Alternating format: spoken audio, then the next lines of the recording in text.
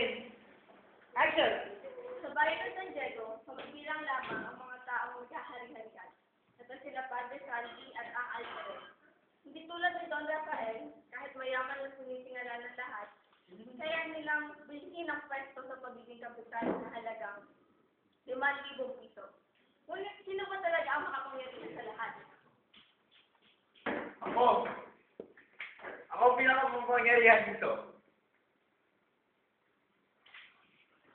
Kahit si Padre Salvi ay mukhang mahina, kaya pa rin niyang maging malas mataas. Pagkatiwalaan niyo ako, ako ang magbibigay daan para mapagsinhawa kayo. Ngunit,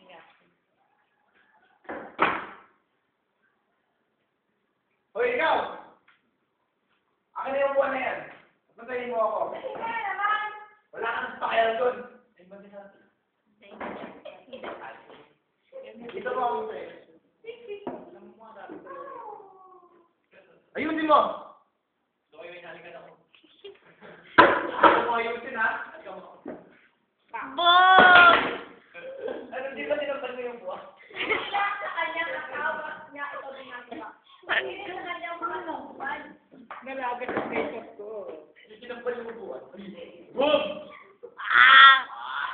Sakay ka dyan. Natutulog. Hoy! Ikaw! Alikan mo ako. Bakit yung leg yung maraming tagyawa? Ito naman, no? Ba't hindi mo ka? Leg.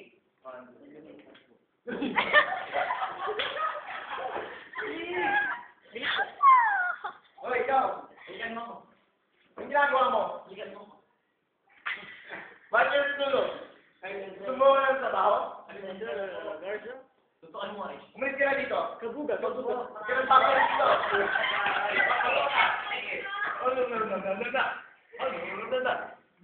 Umalis ka na dito. Huwag po, marami po akong anak na nag-aaral. Wala na akong pakialam doon. Ako rin kumain. Hindi tayo masasabi niya dito. Kailangan na pinapakita sa mga tao. Ginagawa na niya ito ng palihim. Ngunit, ganda lang pa. Ang palihim at kailangan nila Padre Salvi at ng Alvarez ay pinapakita nila sa publiko. Alright.